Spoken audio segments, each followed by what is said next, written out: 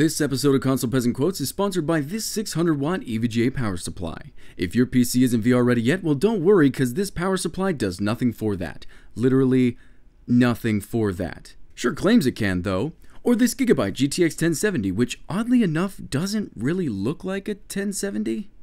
Only 416,40. I have no idea what that even is. Oh well, on to the quotes. Does it has 120 GHz motion display sensor and processor cooling system?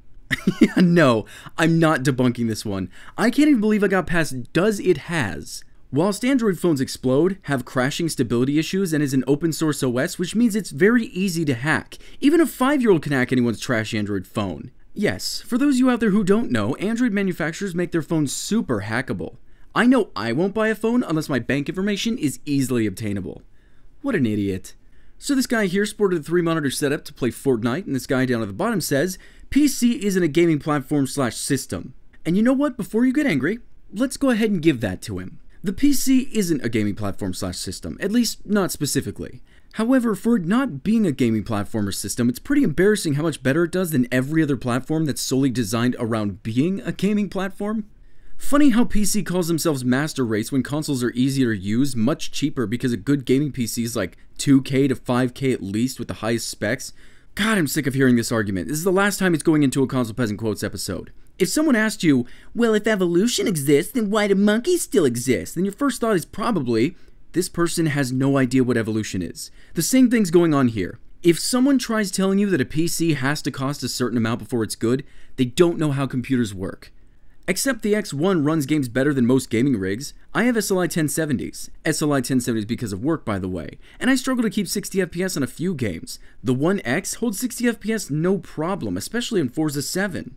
Okay, so this is either user error or just a lie. I worked with SLI 1070s all the time, and they outrank Titan X's in most situations. Actually, I have the graphs to prove it. Now most of the frame rate issues you'll see here at 4K ultra settings, but at 1440p, the frame rate won't dare sink below 90. Now, I don't like liars, but thanks for coming on the show anyway. Great to have ya. So we make fun of the news a lot in this series, but the media is not the worst place to get your gaming / computer information. In fact, one of the biggest culprits is our favorite TV shows. Let me give you a few examples. Tactical just got back from searching Zhang's home. Anything promising? It's hard to say. All the documents we photographed are in Chinese. We've got his hard drives, scans it. Yes, these are hard drives, and you'll definitely be getting some useful information off those later. Spoiler alert, they do. Someone synced a rat to one of my servers, a remote access tool. We're being hacked. By Loxat? I don't know. But we've been so careful, how could they find us? They haven't found us yet, just cracked the outer layer of our system. I'll start an intrusion inspection and find out who our rat is.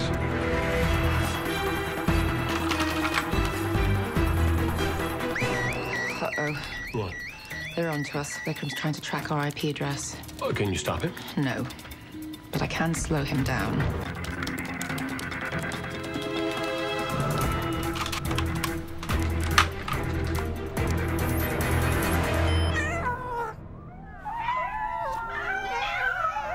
The one way to preserve the information in a DRAM chip is by freezing it immediately after you take it out of the computer. A quick application of compressed air from your local drugstore will keep the memory intact long enough to get what you need. That's plenty. It's possible, but far from easy. And if you don't want to get caught, it takes some practice.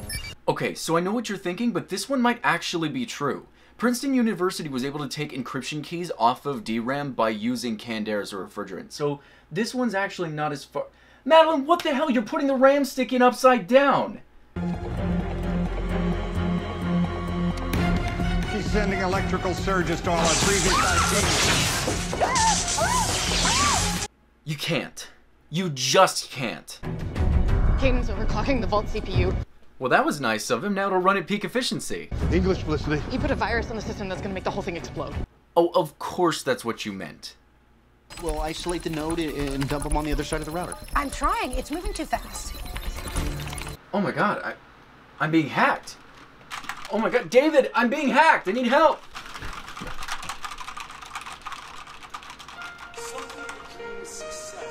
We lost. Don't let your dreams be dreams. The day that the new Halo's announced PC as part of the Xbox Play Anywhere equals the last day I ever play video games. Thanks a lot for making me hate the one sweet thing that makes me even care for this industry. I hope from the bottom of my heart that I never see Halo on the PC. So the one thing that makes you care about this industry is that some gamers won't be able to play the games they want to play? You're kind of a tool. I don't care if you stop gaming, to be honest. Why don't you go pick up a hobby that's more suited to your personality, like kicking baby turtles away from the ocean or wiping your butt with your brother's underwear? Or better yet, why don't you stick some toothpicks in between your toenails and kick a door? Okay, I'm actually not that upset. I just wanted to make everyone watching this video feel uncomfortable for a second. Sorry, guys.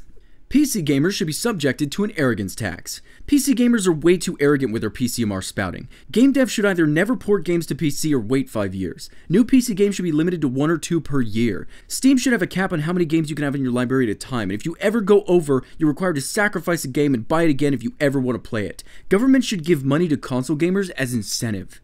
So the platform that makes more money than every other platform combined should be restricted to 1 or 2 games a year? Look, I'll agree that there are some arrogant people on this platform, but that's what a series like this is for. So that when someone is being an arrogant little douche, they get called out for it, and hopefully they get to see where they were wrong. What's really funny is because people like you pull this kind of nonsense, you put yourself in this series right alongside the people you claim to hate.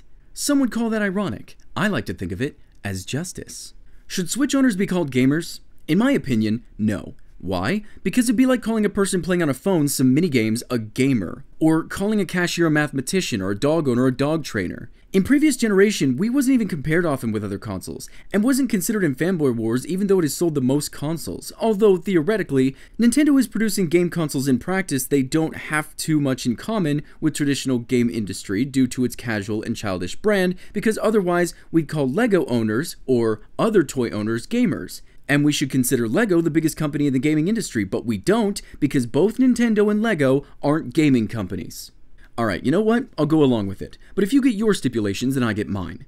Anyone who has ever written an essay online about why some people can or cannot be classified as gamers are no longer to ever be considered gamers. There. Now we all have what we want. You know what? I like this whole no freedom for anyone thing. Dictating people's lives is so fun. I've never gotten the appeal of mods. It's such an enormous waste of time to turn a game into something the developers never intended, or to fix something that doesn't need fixing. Just play the goddamn game. Firstly, I want to make that clear, but secondly, you can't fix something that doesn't need fixing. Those are mutually exclusive. Yes, in Fallout 4 I downloaded an HD texture pack that fixed the game's frame rate. Of course I did that. Yes, in The Witcher I changed the Witcher sense so it didn't give me motion sickness. I absolutely did that. I even made my dog in Fallout 4 white so I can see him better at night. What I don't understand is people who just like giving their own things a more personal touch. Sure, games like GTA 5, Minecraft, Garry's Mod, and Skyrim are great, but them being good games on their own isn't what's kept them relevant all these years. I mean, come on. Why would I want to play 720p in 2018 though?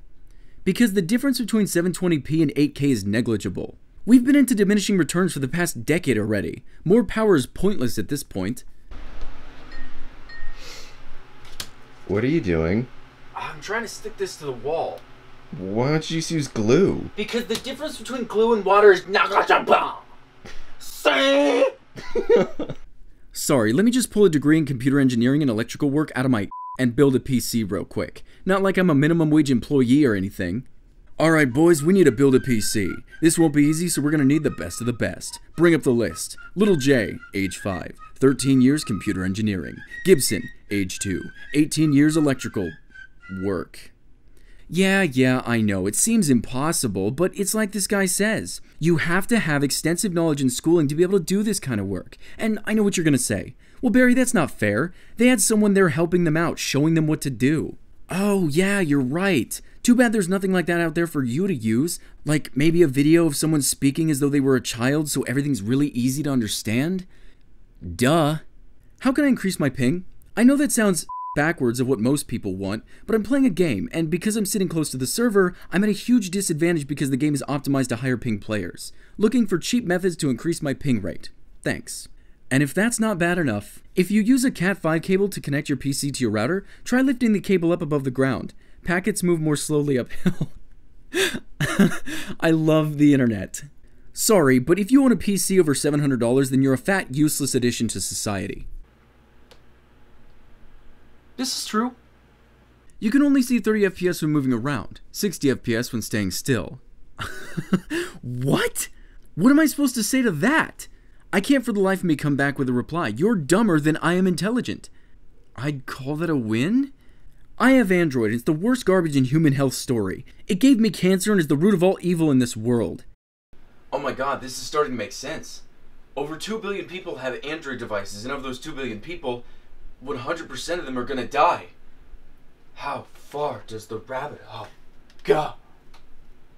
Running the game at 60 FPS like you're trying to say will mean that it's effectively running at 200% speed. Audio will be double speed and will sound harsh, movement will be double speed, etc, etc. Instead of messing around with your CPU, could I suggest playing around with different VSync implementations or just stick to the default frame rate? Why do people like this even get involved? There's no way they actually think they know a thing, right?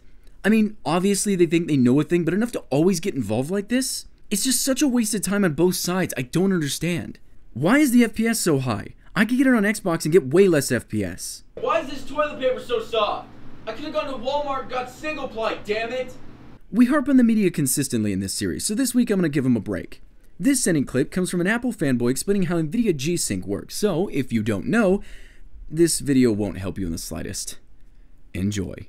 And if you didn't know what G-Sync was, all that's happening is your monitor is being plugged into your PC and suddenly your PC is a lot better. I was using a standard Asus monitor with my gaming PC and in terms of graphics it was doing pretty good. There were a couple frame drops here and there. I didn't get a very expensive one, whereas many of you complain not a very good one. But guys, I'm the Apple sheep. All PCs are bad PCs. However, what this monitor does is suddenly allow my games to run in 2K and at consistent frame rates. I don't experience many frame drops anymore. There's a couple of games that I've been able to run at 144 Hz, but honestly, after 60 FPS, the human eye has to be very intelligently trained to get things right.